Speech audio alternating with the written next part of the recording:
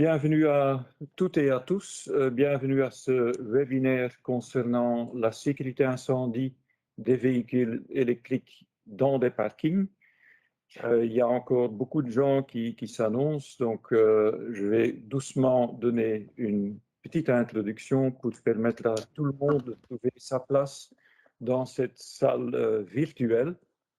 Donc, vous êtes bien arrivés au webinaire où je vais vous présenter un code de bonne pratique développé par Fire Forum avec pas mal d'autres parties prenantes qui concernent la sécurité incendie des véhicules électriques dans des parkings. Mon nom est Bart van Bever, je travaille pour Agoria et comme Agoria est un des membres fondateurs de Fire Forum, je travaille également pour Fire Forum. Avant de vraiment commencer et afin de limiter aussi le trafic sur Internet, d'avoir une connexion stable pour tout le monde, je vous demande, s'il vous plaît, d'éteindre votre microphone et votre caméra. Ainsi, l'expérience sera optimale pour tout le monde. Cette session sera enregistrée. En fait, l'enregistrement a déjà commencé, juste avant que j'ai pris la parole. Le webinaire va se dérouler en deux parties. Je vais d'abord vous présenter brièvement le code de bonne pratique que nous avons développé. Et on prévoit une deuxième partie. J'espère qu'on aura encore 20 minutes, 25 minutes pour répondre à vos questions. Et pour ce faire, je suis accompagné d'un collègue, M. Powels, qui a aussi un lien avec Fire Forum, avec la sécurité incendie, qui m'aidera à poser les questions, à regarder à travers les différentes questions que vous allez poser via le chat, ce qui est le fil rouge. J'ai aussi un autre collègue ici qui va nous aider à suivre le chat et à vous informer là où c'est possible tout de suite via le chat. Donc, encore une fois, s'il vous plaît, éteignez votre microphone et votre caméra. Vous recevrez évidemment les supports par PDF via votre adresse email, l'adresse email avec laquelle vous vous êtes inscrit à cette session-là. Hein. Donc, serez rassurés, avec un peu de chance cet après-midi, sinon lundi matin au plus tard, vous allez recevoir les handouts de cette présentation. Est-ce que je peux encore une fois demander à M. Hagenmacher d'éteindre son caméra, s'il vous plaît? Merci beaucoup, monsieur. Voilà. Je vais tout de suite commencer avec la présentation même. Qu'est-ce que nous avons à l'agenda de cet après-midi? Eh bien, d'abord, je vais répondre à la question pourquoi écrivons-nous des codes de bonne pratique chez Fire Forum. Ensuite, je préfère quand même cadrer ce code de bonne pratique dans un projet de Fire Forum, un projet qui concerne la sécurité incendie et la transition énergétique, parce qu'il y a pas mal de défis avec cette transition énergétique. Et puis, évidemment, la majorité de mon temps, je vais le consacrer au code de bonne pratique que nous avons développé en vous présentant brièvement le contenu, tout en espérant de vous laisser un maximum de temps pour répondre à vos questions. Et voilà, pourquoi un code de bonne pratique? D'abord, un peu d'historique concernant la législation. Il y a longtemps, et je ne me souviens plus exactement quand, mais ça date certainement d'il y a plus que 7 ans, je pense même 8 ans, le Conseil supérieur de la sécurité contre l'incendie et l'explosion a commencé un groupe de travail parking. Je faisais partie de ce groupe de travail et nous avons développé un nouveau texte pour les parkings, un nouveau texte qui fait d'ailleurs partie du nouveau arrêté royal norme de base incendie qui entrera en vigueur le 1er juillet 2022 et donc qui sera très probablement publié au mois d'avril de cette année-ci. Maintenant, qu'est-ce qui est important pour nous aujourd'hui? Les types de carburants dont nous avons tenu compte au moment de la rédaction de ces règles, c'était l'essence, le diesel, gaz naturel comprimé et évidemment pas le GPL, hein, comme le GPL est traité par un autre arrêté royal. Et à ce moment-là, il y a 8 ans, on a considéré que c'était beaucoup trop tôt de traiter les véhicules électriques. On pourrait peut-être dire que maintenant nous sommes trop tard, mais vous allez voir plus loin dans la présentation qu'il y a une réaction très dynamique des autorités pour pallier à ce problème-ci. Mais bon, en attendant, on a quand même vu que le nombre de véhicules électriques est en hausse. Hein, regardez pour ça aussi la stimulation qu'il y a via la réglementation des différentes communautés dans ce pays-ci. Puisque le nombre de véhicules électriques est en hausse, il y a de plus en plus de demandes. Que devons-nous faire pour notre sécurité, pour la sécurité incendie en ce qui concerne cet après-midi? Et forcément, à défaut de règles, il y a des conseils très différents pour des projets avec des véhicules électriques. Et c'est justement à ça que nous avons voulu remédier avec ce code de bonne pratique. L'avantage d'écrire des codes de bonne pratique, c'est qu'on a plus de flexibilité que dans la rédaction d'une législation ou de normes. Hein. On peut avancer plus vite, on peut construire plus vite un consensus, on est moins limité par un format bien donné ou des formulations bien données. Hein. Et donc, on peut assez vite rédiger un code pour clarifier, pour compléter la législation et les normes, évidemment, toujours en restant subordonné aux règlements et aux normes. Ça reste un code de bonne pratique, donc quelque chose de volontaire. Maintenant, on soigne nos codes de bonne pratique de telle façon qu'il est possible de faire référence à ces codes de bonne pratique dans, par exemple, des cahiers de charges, des avis des services d'incendie, et ainsi de suite. Hein. Donc, nous visons quand même un niveau de qualité de rédaction dans ce genre de texte, de telle façon qu'il reste utilisable comme référence. Mais soyons clairs, dans un cadre volontaire. C'est pour ça aussi que l'approche que nous utilisons est une approche qui est très similaire à la rédaction des normes. Nous cherchons un consensus parmi les différentes parties concernées, les différents experts qui faisaient partie de notre groupe de travail. D'ailleurs, on avait même un groupe de pilotage qui a défini les grandes lignes de développement de ce code de bonne pratique et puis un comité de rédaction, donc un peu similaire à ce qu'on fait en rédaction de normes avec une réunion plénière et des groupes de travail. Donc, on était bien encadré avec, je pense au départ même, plus que 30 parties différentes, mais je reviens encore là-dessus. Très important aussi, dans le même cadre, si on vise à divulguer ce code de bonne pratique au maximum, à le rendre comme une référence acceptée, c'est aussi important qu'il est disponible gratuitement en français et en néerlandais. Et vous voyez ici le lien où vous pouvez trouver les différents codes de bonne pratique que Fire Forum a publié. Donc, n'oubliez pas de mettre le filtre du type de document sur code de bonne pratique et vous allez tout de suite trouver une short list de codes de bonne pratique que nous avons publiés. Voilà la première partie de l'introduction et nous sommes arrivés maintenant à une deuxième partie, c'est cadrer cette initiative dans un plus grand projet, un projet qui concerne la sécurité incendie et la transition énergétique.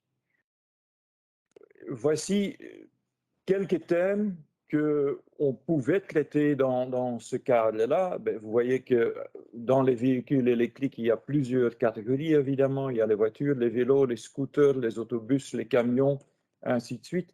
Il y a plein d'appareils rechargeables que nous utilisons tous les jours, des outils, nos téléphones, nos PC.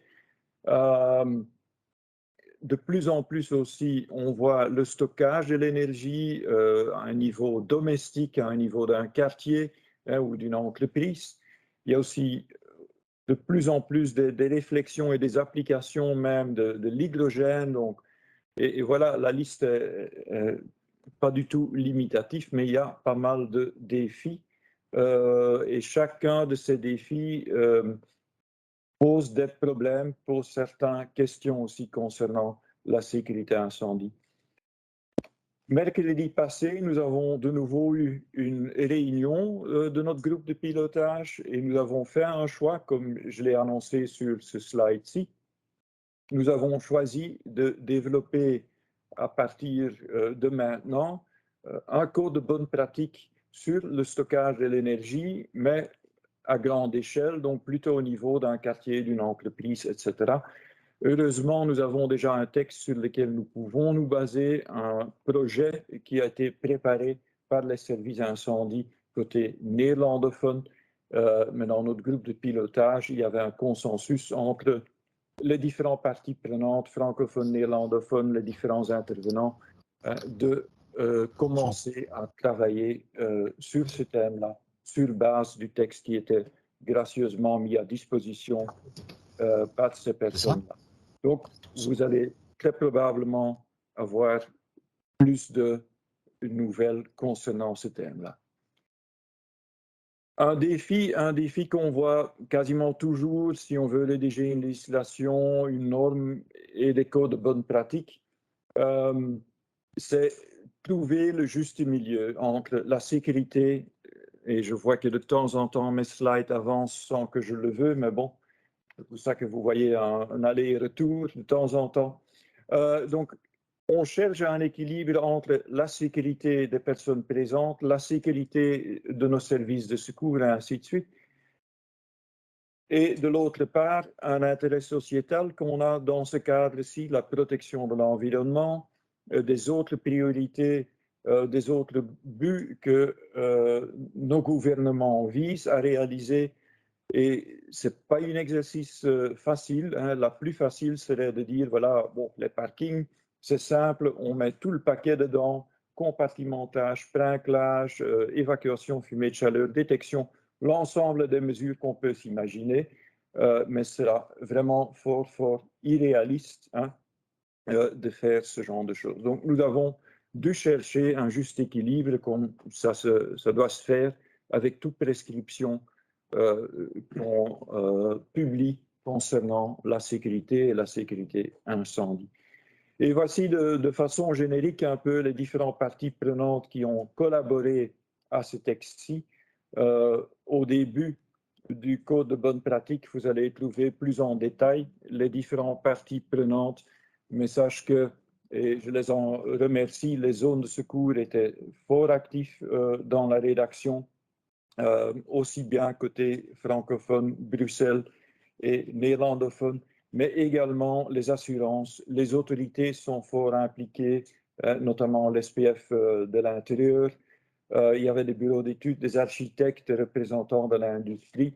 Donc, je pense qu'on avait un groupe qualitatif bien représentatif aussi pour le secteur, aussi bien des experts que des parties intéressées, prenantes. Et il faut avoir un bon mix de ces différentes parties pour arriver au résultat que je vais vous présenter maintenant. Donc, on va maintenant regarder un peu le contenu, les résultats et les perspectives que nous avons avec ce code de bonne pratique sécurité incendie des véhicules électriques dans les parkings. Et voici la table des matières. Et vous allez voir que la partie introductive est la même partie introductive qu'on va aussi retrouver dans nos normes belges, hein, nos NBN. Là aussi, on a une introduction qui cadre un petit peu le comment et le pourquoi du texte. On a le sujet, l'objet et le champ d'application, les références normatives et les termes et définitions. Hein. Ça, c'est fort similaire. Puis, on a une partie technique. Et là, on a plus de liberté que dans la rédaction d'un texte législatif ou d'une norme. Hein. Donc, on peut effectivement donner plus d'explications dans ce cas-ci, par exemple, concernant le cadre juridique, l'interprétation, les risques spécifiques, ainsi de suite. Une facilité qu'on n'a pas toujours dans les normes et de la législation. Ensuite, on parle du processus et on va tout de suite le regarder ensemble. Les différentes protections incendie, Et on a aussi un chapitre intervention. Je pense que ça ne va pas vous étonner que c'est un aspect fort important dans ce cadre-ci. Mais commençons au début. Pour chaque texte que vous prenez, et je vois encore trop souvent qu'on consulte trop peu le champ d'application d'un texte, une prescription. Donc ici aussi, j'insiste sur les limites que nous avons déterminées pour ce texte-ci. Les limites sont situées à travers trois aspects. Je ne sais pas pourquoi, mais il y a quelque chose de bizarre avec mon ordinateur, que ça avance de temps en temps, mais bon, j'espère que ça ne dérange pas trop. Les types de véhicules, on s'est limité aux voitures particulières électriques. Là-dedans, ceux qui sont tout électriques et les hybrides plug-in. Donc, tous les véhicules électriques qui ont une batterie qu'on peut recharger à l'aide du réseau électrique disponible dans un bâtiment. On y a ajouté les risques similaires. On a voulu se limiter parce qu'une fois qu'on commence avec les camionnettes électriques, les petits camions électriques, etc., on parle quand même d'un autre risque, on parle d'une autre quantité de batteries, aussi d'un autre contenu de ces véhicules. Donc c'est pour ça qu'on a voulu se limiter. Le type d'utilisation, là on parle aussi bien du stationnement sans chargement que le chargement. Et vous allez d'ailleurs voir que nous sommes arrivés à la conclusion qu'il vaut mieux créer un jeu de prescription pour les risques le plus élevés, pour le chargement, et pas faire trop de distinction entre le stationnement et chargement. Mais je reviens encore là-dessus plus loin dans cette présentation-ci. En ce qui concerne les types de parking, on vise aussi bien les parkings existants que les nouveaux parkings, et on vise les niveaux de parking ouverts et fermés.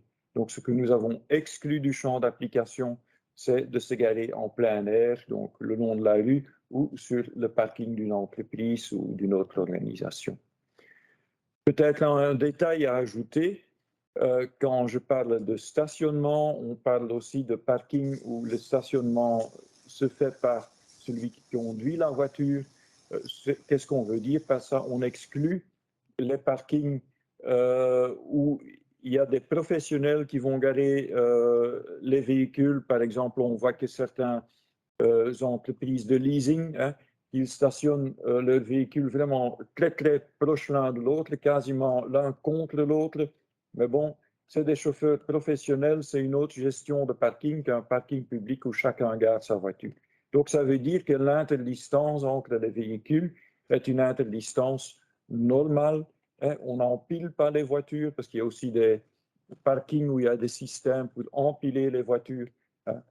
Donc, ceux-là, ils sont exclus aussi de ce champ d'application. Voilà. Un élément que nous trouvons fort important dans chacun de nos codes de bonne pratique, d'ailleurs, c'est ce schéma-ci. Le schéma à gauche est pour la première fois apparu dans la norme pour la détection incendie, l'NBN S2100-1. Une fois publié, on a trouvé que c'est un schéma qui est tellement utile pour décrire les différentes étapes dans un processus et les différents intervenants, ainsi que leurs responsabilités, leur rôle pour assurer la sécurité incendie. Je suppose que je ne dois pas vous convaincre qu'une bonne sécurité incendie ne se réalise pas par une partie, mais se réalise par un travail d'équipe de toutes les parties que vous voyez à droite de ce slide-ci. C'est vraiment à chacun d'y apporter ces actions-là pour arriver à un bon niveau de sécurité. Donc ici, dans ce cours de bonne pratique, on va parler de la conception, de l'installation, de la réalisation de l'installation, des contrôles, le cas échéant, du rôle du gestionnaire et ainsi de suite. Et maintenant, quelques slides qui sont peut-être un peu dangereux. Pourquoi? Parce que c'est une synthèse peut-être trop simplifiée, comme j'ai ajouté en bas, mais ça me permet au moins de vous expliquer les grandes lignes, les nuances, vous allez les retrouver dans le code de bonne pratique même. Mais bon, si vous me permettez de vraiment me limiter aux grandes lignes et d'oublier un instant les différentes nuances à apporter, ben, effectivement, un risque est composé d'une probabilité et d'une conséquence. On a pris en considération, comme j'ai déjà annoncé, le stationnement et le chargement. On a d'abord regardé la probabilité. On a cherché dans les statistiques disponibles, les quelques statistiques disponibles, où on a rencontré aussi la difficulté que les statistiques qui datent d'il y a 5 ans, d'il y a 10 ans, ils sont basés sur un nombre limité de véhicules et ils sont basés sur une autre génération de véhicules électriques. Donc, c'était un petit peu viser un cible qui bougeait tout le temps, quoi. Assez difficile d'avoir vraiment des statistiques fondées, représentatives pour le type de véhicule dont nous parlons. Mais bon, à travers tout ça, le consensus qui s'est établi au sein du groupe de travail, c'est que nous avons dit, lors du stationnement simplement dit, la probabilité d'un début d'incendie causé par le véhicule même, nous trouvons qu'il est du même ordre de grandeur qu'un véhicule à essence ou à diesel. Lors du chargement, on estime et on a des indicateurs que c'est probablement un peu plus élevé, la probabilité d'un début d'incendie lors du chargement que lors du stationnement, mais sans qu'on peut le quantifier à ce moment-ci. Typique pour une nouvelle technologie qui est encore en plein développement, où chaque année, il y a encore des nouvelles solutions, des solutions améliorées pour la sécurité. Mais voilà le consensus que nous avons trouvé au sein de notre groupe de travail. Et puis, on a regardé les conséquences. Et là, on a eu accès à quelques tests qui étaient faits, quelques tests qui étaient réalisés dans un cadre scientifique également. Et ce que nous avons constaté, c'est que le heat release rate, donc l'énergie totale qui se dégage lors d'un incendie d'un véhicule électrique ou à essence ou à diesel, est fort similaire. Là où il y a une différence, c'est pas dans l'énergie totale, mais c'est dans la puissance. La puissance est à l'instant qu'on le mesure. Et là, on voit que si la batterie d'un véhicule électrique est impliquée, qu'on peut avoir un moment où on a un dégagement plus fort de puissance, des fois bien dirigé, parce que c'est une flamme qui sort d'une façon directionnelle de temps en temps, dans certains cas, mais que dans l'ensemble, l'attaque à la structure, aux véhicules voisinants, etc., est quand même fort similaire à ce qu'on peut avoir avec de l'essence ou du diesel. Et surtout si on commence à s'imaginer des scénarios, et des scénarios qui sont réalistes, d'une fuite d'essence, par exemple, on a une nappe d'essence par terre. Allez, quelque part, c'est assez similaire. Évidemment, il y a un point d'attention, il y a des produits toxiques, mais de nouveau, il y a aussi pas mal de produits toxiques qui se dégagent avec nos autres véhicules. Et là, le consensus parmi les services d'incendie qui étaient présents était le suivant. Il disait, voilà, si nous, on doit intervenir dans un parking, mais on ne sait jamais quel véhicule est impliqué. Donc, la première approche qu'on va voir, la façon d'attaquer cet incendie, de le trouver et de l'attaquer, est de toute façon même, on doit prendre toutes nos précautions qui sont nécessaires. Et ce n'est qu'une fois qu'on a l'incendie sous contrôle qu'on va pouvoir constater si on a affaire avec un véhicule à essence, à diesel, à GPL ou électrique. Et à ce moment-là, évidemment, ils vont adapter leur procédure d'intervention aux risques constatés, etc. Et avec ça, j'arrive au traitement ultérieur. Et effectivement, si la batterie est impliquée dans un incendie, il y a une procédure appropriée à suivre, c'est-à-dire que le risque d'une batterie lithium-ion, certainement, est d'avoir un thermal runaway, donc une réaction chimique dans la batterie qui est exotherme, qui va générer pas mal de chaleur. Ça va encore davantage chauffer la batterie, encore accélérer ce processus, ça va dégager donc pas mal de chaleur. Ça risque de casser la boîte autour de la batterie. Donc, on va avoir un échappement de produits inflammables. Au départ, ça peut être comme une petite explosion, voire même une plus grande explosion. Hein, donc, ça peut être assez agressif comme attaque. Et puis, effectivement, des flammes qui sortent de la batterie, et ainsi de suite. On peut éteindre la flamme, mais on ne peut pas arrêter le processus chimique dans la batterie, parce que c'est vraiment une boîte dans une boîte dans une boîte. Hein?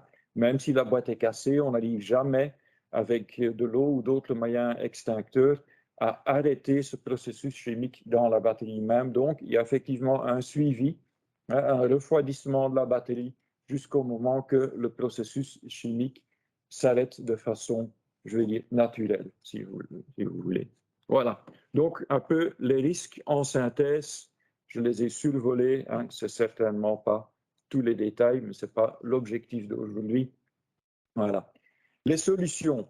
Eh bien, les solutions, on les a cherchées à 3 niveaux, hein, et dans l'ordre aussi. Première exigence, c'est que le parking soit conforme aux règlements et aux normes applicables. Et ça peut vous sembler très évident, mais ce n'est pas évident dans la pratique, puisqu'on parle aussi bien des parkings nouveaux que des parkings existants. Et je pense que pas mal d'entre vous peuvent témoigner que nos parkings existants, ils ne sont pas toujours conformes aux règlements auxquels ils devraient être conformes. Pour ne citer qu'un exemple, en principe, un parking est compartimenté par rapport au reste du bâtiment. Eh bien, souvent, il y a des portes coupe-feu qui ne sont plus là, qui sont remplacées par des portes normales, qui sont mal entretenues, qui ne se ferment plus. Il y a des trous, hein, des percements de parois qui ont été faits, qui étaient mal fermés après. Donc voilà, même chose pour les installations techniques. On peut avoir une détection qui n'est pas entretenue, une ventilation qui n'est plus fonctionnelle, et ainsi de suite. Donc, un premier exercice que nous demandons des gestionnaires de parking, c'est de mettre en conformité leur parking avec les règlements et les normes applicables. Je vous assure, ce ne sera pas un exercice facile. Sache aussi que cette première exigence est aussi basée sur le fait que nous avons constaté que les véhicules d'aujourd'hui déchargent beaucoup plus d'énergie que les véhicules d'il y a 10 ans, d'il y a 20 ans, et ainsi de suite. Finalement, nos parkings, nos anciens parkings, ils ont été conçus pour des risques, je vais dire type 2 chevaux, type R4, etc., pour ceux qui se souviennent encore, hein, ces véhicules sympathiques, mais c'est pas du tout la même chose que le risque que les successeurs de ces modèles présentent aujourd'hui. Hein. Donc, on voit vraiment une multiplication, hein, du heat release rate, de la charge calorifique de ce genre de véhicule. Donc, je pense que ce n'est pas uniquement pour les véhicules électriques qu'on a intérêt à mettre à niveau nos parkings, mais c'est aussi dans l'intérêt du risque qui a évolué de nos véhicules de façon générale. Et puis, une deuxième couche que nous ajoutons, c'est de se mettre en conformité avec ce code de bonne pratique, hein, parce qu'il y a quand même quelques exigences supplémentaires que nous avons repris dans ce code de bonne pratique, et vous allez tout de suite le découvrir avec moi. Et évidemment, nous avons une législation comme le Code sur le bien-être au travail, qui est fort basé sur les résultats de l'analyse des risques. Donc, effectivement, ici, on ne l'exclut pas, parce qu'on ne peut pas prévoir tous les différents cas de figure, certainement pas dans les parkings existants, on ne peut pas prévoir tout. Donc, tout ceci est sous réserve, effectivement, de regarder de plus près les risques particuliers que peuvent présenter certains parkings. Et voilà, de nouveau, une forte synthèse des solutions que nous avons préconisées dans ce code de bonne pratique. Mais, dans l'utilisation, donc à la base, on dit voilà, conforme à la réglementation applicable, comme je viens de vous expliquer. En stationnement, là, on va demander de façon générale une détection incendie. C'est inspiré, sur le fait que dans la troisième colonne que vous voyez, le projet arrêté vers non de base incendie, donc il y a un nouveau chapitre concernant les parkings. Hein. On exige aussi pour la majorité des parkings une détection incendie, donc on s'est aligné à ça. Le rétrofit de ce type d'installation est assez facile, économiquement faisable. Les changements éventuels qui s'imposeraient au niveau de ventilation, éventuellement au niveau de sprinklage, mais des fois, il y a des impossibilités même structurelles du bâtiment de prévoir ce genre d'installation. Donc, c'est pour ça que nous avons dit, essayons quand même d'avoir une détection incendie dans l'esprit de prévenir au plus vite les personnes concernées. Il y a un problème d'incendie dans le parking et qu'ils peuvent évacuer le bâtiment, se mettre en sécurité, ainsi de suite, et prévenir bien à temps les services incendie pour intervenir. En ce qui concerne les chargements, nous avons eu de la chance qu'en parallèle avec notre groupe de travail, il y avait un groupe de travail de l'SPF de l'économie qui a créé une nouvelle partie de l'RGE, le règlement général sur les installations électriques, comme vous le savez, qui concerne le chargement de véhicules électriques. Nous avons aligné évidemment les deux projets parce qu'on avait des membres communs, heureusement, entre les deux groupes de travail. Et donc, en ce qui concerne le chargement, on fait référence aussi à ce projet d'arrêté réel pour modifier l'RGE. Et d'après que j'ai compris de membres de ce groupe de travail-là, on peut s'attendre à une publication de ce texte-ci avant l'été. Mais comme toujours, c'est très difficile de donner des prognoses, un pronostic pour la publication de législation. Mais bon, c'est ce que nous attendons, c'est ce que nous espérons. On verra bien comment ça va se réaliser dans la pratique. Mais les textes sont disponibles et d'ailleurs, les parties qui sont importantes dans notre contexte sont repris dans notre code de bonne pratique avec autorisation, évidemment. Et comme vous avez vu pour les nouveaux parkings, vous avez su le lire entre-temps, on va essentiellement se baser sur le projet d'arrêté non de base incendie, de nouveau qui sera en vigueur à partir du 1er juillet 2022 de cette année-ci, mais qui est déjà depuis quelques années appliqué par la majorité des zones de secours en Belgique. Il y avait un consensus sur le texte, approuvé évidemment par le Conseil supérieur incendie, et pas mal de zones de secours se sont engagées pour baser les avis sur des nouveaux parkings sur ce texte-ci. Donc, en principe, la majorité de nouveaux parkings des dernières années sont déjà basés sur ce texte-là. Évidemment, on vient d'y ajouter le projet d'RGE qui concerne le chargement de véhicules. On n'a pas oublié l'organisation non plus. Là, je fais référence de nouveau au processus que je vous ai présenté au début pour sensibiliser toutes les parties concernées et de compléter le cycle de gestion de ce genre d'installation. On ne peut pas réaliser un bon niveau de sécurité incendie sans, à côté de mesures techniques, sans avoir une bonne organisation. En ce qui concerne les différentes mesures, si on les regarde étape par étape, et on va tout de suite regarder ces différentes étapes de plus près, mais on a un côté préventif avant qu'un incendie se déclare, on a la période pendant l'incendie et après l'incendie. Et on va regarder chacun de ces étapes un peu de plus près. Donc avant l'incendie, il y a un facteur sur lequel nous avons très peu de contrôle. Que ce soit un véhicule électrique ou un autre véhicule, on espère que les véhicules qui entrent dans un parking, qui sont conformes, qui sont en bon état, qui n'ont pas eu d'accident, que la batterie n'est pas abîmée par un accident, par un incident, ainsi de suite. Mais bon, de nouveau, c'est la même chose pour les autres véhicules.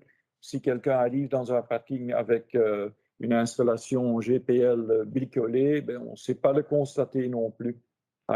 Donc, on tire l'attention là-dessus que voilà, notre base de départ, c'est une base de départ positive. On parle du fait que nous avons affaire à des véhicules qui sont en ordre. L'installation électrique est un facteur fort important. De nouveau, heureusement, on a la modification de l'RJE et je reviens encore sur les modes de chargement plus en détail sur le slide suivant. Et puis, comme vous le voyez, l'équipement du parking, l'organisation, la ventilation sont des facteurs importants aussi avant qu'il y ait un incendie. Et vous voyez aussi qu'il existe déjà des technologies qui détectent un risque d'emballement thermique d'une batterie, donc avant qu'il y ait vraiment un emballement thermique. On attend encore les résultats de tests de ces solutions au niveau d'un parking. Ils ont démontré que cette technologie est efficace, par exemple, dans le stockage d'énergie, donc dans un conteneur rempli de batteries. Là, ça fonctionne bien. Donc, on s'imagine que ça va très bien fonctionner aussi si c'est intégré dans un véhicule, mais bon, ce n'est pas le cas aujourd'hui. Donc, on attend encore les résultats de tests qui se déroulent dans cette période-ci sur cette technologie-là, mais dans un environnement comme un parking, hein, ce qui change quand même. Bon, c'est une piste peut-être pour le futur. Puis les modes de chargement, il y a 4 modes de chargement qui sont définis dans les normes internationales. Hein, le mode 1 et le mode 2 qui sont tous les deux avec des prises dites normales.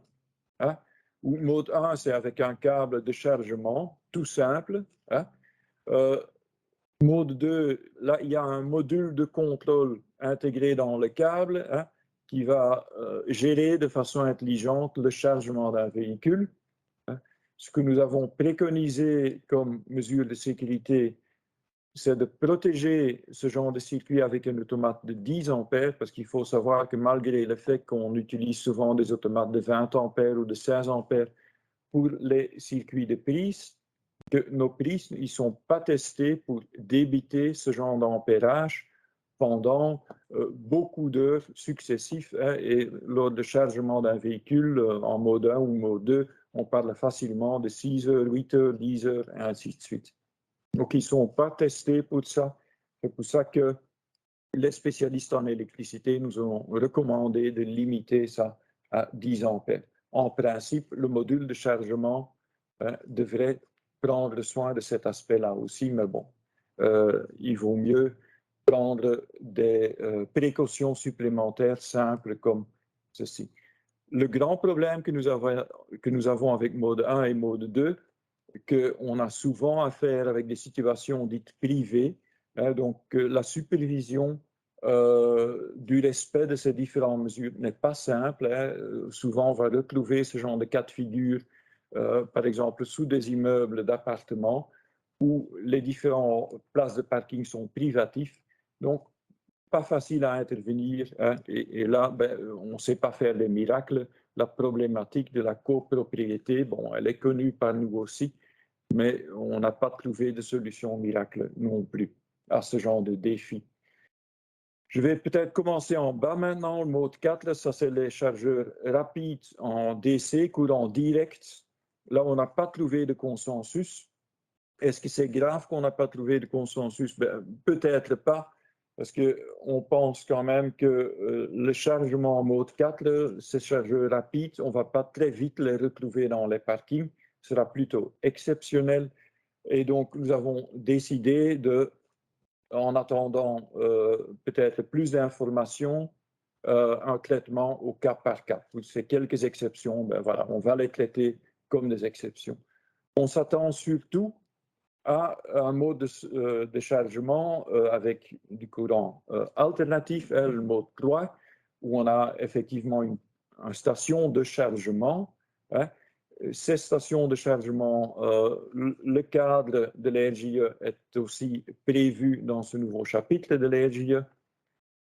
L'avantage de ce genre de système est également qu'on peut balancer ou distribuer la puissance disponible à travers les différentes stations de chargement. Donc, ce qui veut dire s'il y a beaucoup de véhicules qui se chargent au même moment, que chacun va recevoir une partie de la capacité disponible, mais sans qu'on surcharge l'ensemble du système. Voilà, en 2 mots, les différents modes de charge. En cas d'incendie, donc, ce qu'on trouve très important, c'est de pouvoir détecter au plus vite un début d'incendie afin de prévenir au plus vite les personnes présentes et les services d'incendie d'un début d'incendie. Je pense que le temps est un facteur fort important dans ce genre de cas. On a aussi toute une partie qui parle de la ventilation et de l'évacuation des fumées de chaleur, hein, deux aspects qui ne sont pas les mêmes, comme vous le savez. Hein. Là, comme avec les sprinklages, ce n'est pas toujours facile de, par exemple, installer un système d'évacuation fumée de chaleur ou un système de sprinklage dans un parking existant. Hein. Sera en fonction de la taille, en fonction du risque aussi qu'on va l'imposer, qu'on va le recommander plutôt, parce que c'est un code de bonne pratique. Hein. Mais c'est à voir au cas par cas. Donc, on a laissé le choix entre les deux alternatives et je vous avoue tout de suite que pour les grands parkings et les parkings profonds, parce que les risques pour les services d'incendie dans les parkings sont liés à principalement ces deux facteurs, hein, la superficie du parking, donc l'étendue du parking, mais aussi la profondeur. Plus qu'ils doivent aller en sous-sol, en profondeur, plus que c'est risqué pour eux. Et là, effectivement, à partir d'un certain risque, on doit même faire recours à l'installation de sprinklage et des systèmes d'évacuation et de fumée de chaleur. Évidemment, le compartimentage reste très important aussi bien pour les parkings existants que pour les parkings nouveaux et l'organisation. Et puis, brièvement, un mot sur ce qui est important après l'incendie. Il faut bien ventiler, que ce soit pour les véhicules électriques ou pour les autres véhicules, c'est un peu la même chose. Il faut bien évacuer les gaz de combustion jusqu'au moment que le parking, l'environnement dans le parking est de nouveau acceptable. Si les batteries de véhicules électriques sont impliquées, il faut continuer à les refroidir, hein, pour éviter effectivement qu'il y a de nouveau un incendie qui se déclare au niveau de la batterie. Dans les différents débats que nous avons eus, on a constaté que de la place de parking jusqu'à l'extérieur, que là, les services d'incendie disent, écoute, nous sommes là pour accompagner le véhicule de la place de parking jusqu'à l'extérieur. Ils attendent là effectivement une collaboration avec les services de dépannage. Donc c'est pour ça aussi qu'on demande dans les plans d'urgence, les plans d'intervention que doivent faire les exploitants, qu'ils prennent de façon préventive contact avec des entreprises de dépannage pour discuter des possibilités d'intervention, etc. Et de voir, tiens, voilà, comment est-ce que vous pouvez collaborer avec les services d'incendie pour évacuer en toute sécurité un véhicule à l'extérieur. Et là, je dois avouer que nous n'avons pas trouvé une solution pour l'aspect transport vers un endroit sûr et le stockage et le traitement. Donc, ça reste des questions en suspens. Que faire si un véhicule s'enflamme à nouveau pendant le transport? Où aller? Quelle route? Qui va accompagner le dépanneur? Ça reste des questions ouvertes. C'est un peu en dehors de notre scope aussi, mais bon, tôt ou tard, on va devoir y répondre à ce genre de questions. Et la même chose pour le stockage, le traitement ultérieur de ce genre de véhicule. Ce qu'on va faire avec ça, bon, c'est peut-être une matière à discuter dans un autre code de bonne pratique ou dans un débat. Voilà, on verra. Donc, vous voyez qu'à travers ces trois étapes, chaque fois, l'aspect organisationnel est fort important aussi. Et puis, la suite. La suite, c'est un slide que j'ai déjà utilisé à plusieurs reprises pour ce type de présentation, mais il y a un facteur nouveau. On a dit, voilà, on va appliquer ce code de bonne pratique, on va collecter du feedback sur ces textes-là, on va le mettre à jour, ainsi de suite. Ce qui est arrivé beaucoup plus vite que espéré, c'est une initiative au niveau de législation. Et je peux vous annoncer que moi aussi, je suis motivé pour arrêter à temps ce webinaire parce qu'à 14 heures commence un groupe de travail du Conseil supérieur incendie qui va transformer ce code de bonne pratique, ou plutôt qui va se baser sur ce code de bonne pratique comme point de départ pour développer un texte législatif au niveau fédéral. Cette décision a été prise suite à une conférence intergouvernementale, si j'ai bien compris, où on a décidé que c'est l'SPF de l'Intérieur qui doit prendre l'initiative là. Et donc voilà, tantôt, moi je vais aussi à ce groupe de travail pour essayer de contribuer à une législation concernant les parkings. Et voilà, la fin de mon discours. Je vous remercie déjà maintenant de votre attention et je vais regarder maintenant mon collègue, Monsieur Pauwels, pour écouter vos questions en espérant que je peux formuler une bonne réponse. Merci Bart, merci aussi aux participants et aux gens qui ont posé une question. Je commence avec une petite question pratique de Madame Christelle Surcoing à propos le langage et la traduction. On l'a maintenant en néerlandais et en francophone, en français. Oui. Est-ce qu'il y a aussi prévu une traduction en allemand? Non, malheureusement pas. C'est pas prévu, donc je m'excuse vis-à-vis de nos compatriotes germanophones. Ok. Je dois aussi remercier ceux qui ont posé des questions et dont les réponses sont déjà reprises dans le chat. Donc, il y a un réseautage qui est assez dynamique. J'ai ici une question de George Keller à propos. Donc, les parkings en plein air sont exclus de cette code. Mais est-ce qu'il y a d'autres, est-ce qu'il y a des raisons spécifiques ou est-ce qu'il y a d'autres solutions qu'on va proposer peut-être? OK. Mais heureusement, mercredi passé, on a de nouveau une réunion de notre groupe de pilotage du projet sécurité incendie et la transition énergétique. Et nous avons parlé de ces risques-là, donc de mettre des véhicules électriques à l'extérieur, près de façades et ainsi de suite. On a eu un bon débat là-dessus, en présence de nouveau avec des services incendies, les autorités, les assureurs et ainsi de suite. Et quelque part, nous sommes arrivés à un genre de consensus où on a dit, voilà, le risque, de toute façon, à l'extérieur est beaucoup moins grave que dans un parking. Donc, on a traité un risque qui est nettement plus important avec ce texte-ci.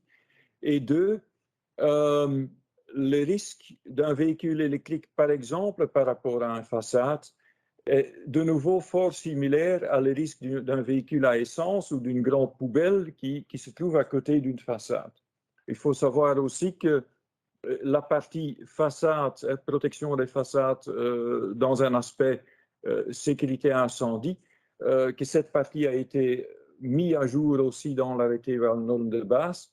Et la conclusion était que à court terme, on ne voit pas de nécessité de prendre des mesures spécifiques ou spéciales par rapport à ces risques-là. Merci Bart, c'est quand même une réponse à la question, je crois. Il y a une question de Cédric Barajan. Je vais le lire. Comme vous le signalez, les services de sécurité perdent pas mal de temps à savoir quels véhicules sont concernés. N'est-il pas opportun de pouvoir faire un mapping des places véhicules électriques et imposer une communication claire via un PIU ou une fiche par société afin de faire gagner du temps aux services de secours? Oh, c'est une suggestion. Oui, c'est une idée intéressante et je m'imagine que, allez, quelque part, que nous avons toute la technologie disponible pour réaliser ce genre de choses. Mais bon, la mettre en pratique, le standardiser, c'est autre chose parce qu'il faut savoir que tout ce qui concerne les véhicules mêmes, parce qu'on va pouvoir, allez, on aura besoin d'un système pour identifier de façon automatique le type de carburant, le type de moteur d'un véhicule. Ça demande une opération même au niveau international. C'est à Genève qu'on développe des normes d'homologation de véhicules, donc ce ne sera pas facile. Mais un autre aspect que vous touchez avec votre question, c'est aussi de savoir, est-ce qu'on, dans ce code de bonne pratique, est-ce qu'on a limité le nombre de places pour les véhicules électriques? Est-ce qu'on a dédié certaines places pour les véhicules électriques et d'autres pas? La réponse est non. Parce qu'assez vite, au début de ce projet, nous avons constaté qu'il y a de plus en plus de projets où toutes les places seront prévues d'un poste de chargement. Donc voilà, limiter ça au maximum -1 près de la sortie, etc., c'est infaisable. Et un deuxième argument, c'est que dès qu'on se trouve dans des bâtiments avec une copropriété, si vous êtes propriétaire d'un parking au -4 et vous achetez un véhicule électrique, ben vous imaginez la complexité de devoir échanger votre place avec quelqu'un qui se trouve au -1, qui est très content avec sa place près de la sortie. Allez, vraiment, on va dans un sens de l'impossible. Hein. Donc, on a dit, voilà, quand on développe ce genre de règles, on doit tenir compte du fait que les risques peuvent être présents partout dans le parking. Il y a encore une question de monsieur ou madame Denis. Vous parlez, Bart, d'un processus chimique lié au thermal runaway. Oui. Quelle est la durée nécessaire pour que ce processus s'arrête naturellement? Plutôt chimique, plutôt physique. Oui, voilà. Mais aussi de la capacité, c'est là. Exactement, ça dépend du type de batterie, de la taille de la batterie, etc.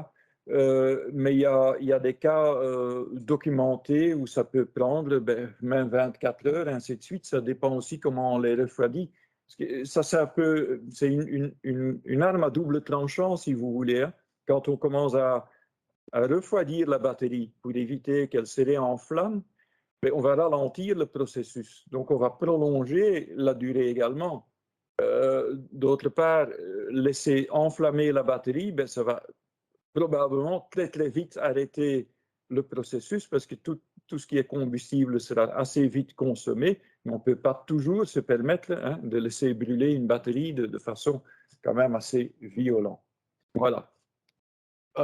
Une question d'Éric Sonnet de l'SPF Économie. Je vais la lire aussi. Dans le cadre de la prévention, je constate que pratiquement jamais le type de connexion sur les bornes de recharge ne sont jamais affichés, ce qui est obligatoire conformément à un article spécifique qu'il mentionne. Les pompiers ne devraient pas neutraliser et ne pas accepter des bornes de recharge qui ne respectent pas cette loi et cette norme. Il y a aussi à ce point-là aussi une réaction de Christelle Scarnière. Est-ce légalement une compétence pompier, l'affectation ou l'utilisation des bornes? Alors, c'est un peu double. Je rejoins effectivement la position de la personne de l'SPF de l'économie, que tout équipement électrique qu'on peut le trouver dans une installation électrique en Belgique doit être conforme aux règles applicables, les différentes normes européennes que nous avons, donc marquage CE, pour le synthétiser en 2 mots. Donc ça, c'est évident. Maintenant, est-ce que les pompiers sont chargés de superviser le respect de l'RGE, parce que ça revient plus ou moins à ça. Moi, j'estime qu'il y a quand même des autres parties qui sont mieux placées pour ce genre de supervision, notamment les organismes de contrôle, par exemple. Voilà, vous ne le savez pas, mais Alexandre Renard a fait une remarque. Ne serait-il pas judicieux d'avoir un rapport d'un organisme agréé concernant uniquement des bornes de recharge, tout comme pour les installations électriques haute et basse tension? Voilà, donc c'est aussi le conseil que je donnerais au service incendie, c'est effectivement d'exiger un rapport de conformité aux règles applicables pour la partie électrique, je vais dire, de ce genre d'installation. Voilà. Et dans ce cadre, Luc Honnet pose aussi la question, n'y a-t-il pas un contrôle légal basse tension chaque 5 années pour les parkings? Je ne suis pas un grand spécialiste en RGE, donc si quelqu'un le connaît mieux, il peut toujours me compléter ou me corriger. Mais effectivement, il y a un contrôle avant mise en service. Donc, chaque nouvelle installation, surtout s'il s'agit d'aller au niveau domestique, je me débrouille un petit peu. Si là, on ajoute un circuit, donc je m'imagine si dans un parking, on ajoute des bornes de chargement, ce qui implique souvent des nouveaux circuits, mais il y a une réception de l'installation à faire par l'organisme agréé. Et puis, la périodicité après, si je me souviens bien, ça dépend effectivement du type d'établissement au niveau domestique. Je pense que c'est tous les 25 ans. Au niveau industriel, c'est tous les 5 ans.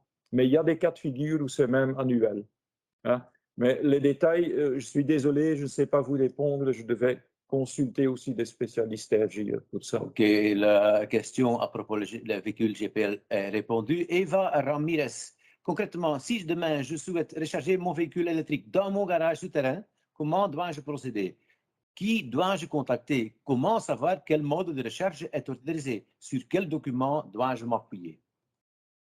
Oui, bon, aujourd'hui, et je ne connais pas le cadre dans lequel vous posez cette question-là, si c'est dans un cadre professionnel ou un cadre de copropriété, mais effectivement, aujourd'hui, je peux vous conseiller de suivre notre code de bonne pratique, qui comprend déjà pas mal de conseils, de recommandations à ce point-là.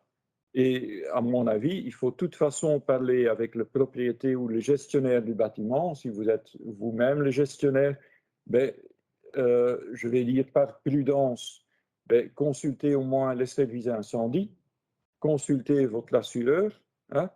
Je pense que ça, c'est un minimum. J'oublie probablement encore des autres parties, mais allez, services incendie, assureur, ça me semble un minimum.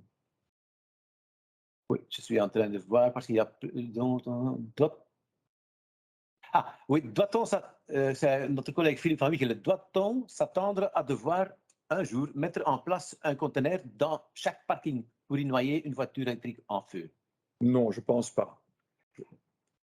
Je pense qu'il y a plutôt un changement à réaliser, une transition à réaliser au niveau des différentes entreprises de dépannage, mais j'ai du mal à m'imaginer qu'on va imposer à chaque exploitant d'un parking d'avoir effectivement un endroit, un outil pour plonger une voiture dans de l'eau.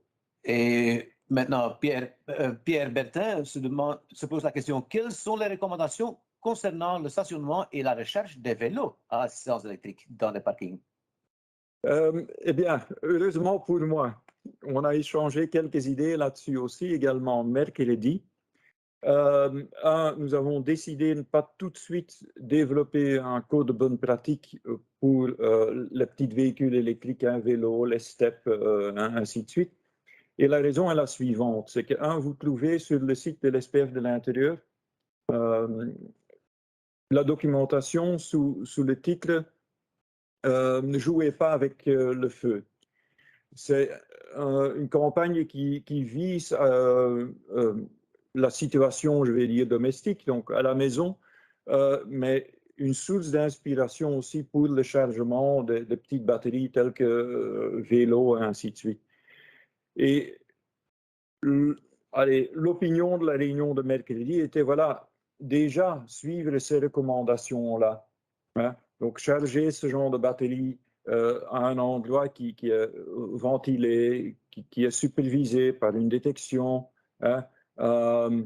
Éviter que les gens chargent avec des chargeurs qui ne sont pas conformes, parce que là aussi, je revois de nouveau l'intervention de l'SPF de l'économie, de bien utiliser des batteries conformes, des chargeurs conformes et compatibles l'un à l'autre, et ainsi de suite.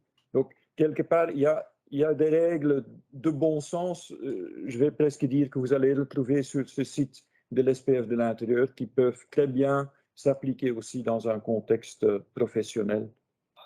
Oui, Bart, je vois que le temps, on est arrivé à la fin, mais il y a encore une dizaine de questions qui sont posées. Je propose qu'en fait, ils sont dans le chat. On a enregistré cette session. Ça peut être ça aussi pour les personnes qui, au début de cette session, ont fait la remarque qu'ils ne pouvaient pas voir tous les slides. Donc, je crois qu'ils vont recevoir le lien vers cet enregistrement. Donc, à ce moment-là, avec nos excuses certainement, pour ceux qui n'ont pas pu suivre, pu voir tous les slides dès le début. Donc, ça va s'arranger comme ça. Et pour le reste, mes excuses, le temps est, je crois que les questions et les remarques qui sont encore faites, ça peut être aussi un fac dans exact. Voilà. Nous, on va effectivement faire de sorte que les questions que vous avez posées ne sont pas perdues. Je vais, d'ici quelques minutes, aller vers le groupe de travail qui le fait en législation. Vos questions sont évidemment une source d'inspiration pour voir à quoi on doit faire attention quand on rédige ce genre de texte. Et effectivement, pourquoi pas un jour y publier un article dans notre magazine, le Fire4 Magazine. Mais comme vous le voyez, nous avons déjà un projet de journée d'études qui se déroulera en français le 2 juin et on ce sera à Liège. Et là, on va consacrer toute une journée à ce code de bonne pratique. Allez, on le voit même un peu plus large, au risque de véhicules électriques, risque incendie évidemment, des véhicules électriques dans les parkings. Et on aura des orateurs, principalement des gens qui ont participé à la rédaction de ce code de bonne pratique. Donc là, on va approfondir davantage le thème que vous avez découvert aujourd'hui avec nous. Brièvement, je vous informe aussi que le congrès de Fire Forum se déroulera cette année-ci et on espère vraiment en présentiel. Tout est prévu pour le 25 octobre à Bruxelles, le site de Tour et Taxis.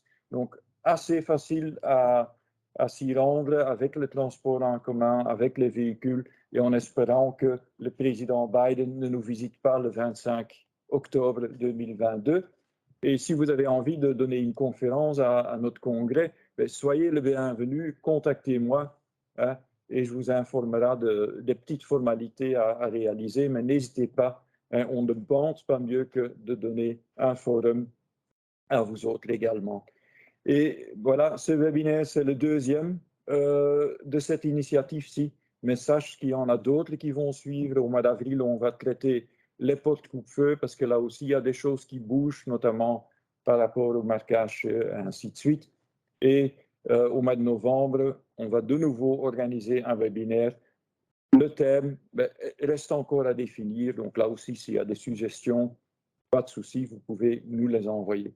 Et voilà, reste encore à de nouveau vous remercier de votre participation, de vos questions, de votre participation active donc, et j'espère vous revoir dans d'autres événements organisés par Fire Forum. Voilà, merci beaucoup et au revoir. Merci à mes collègues.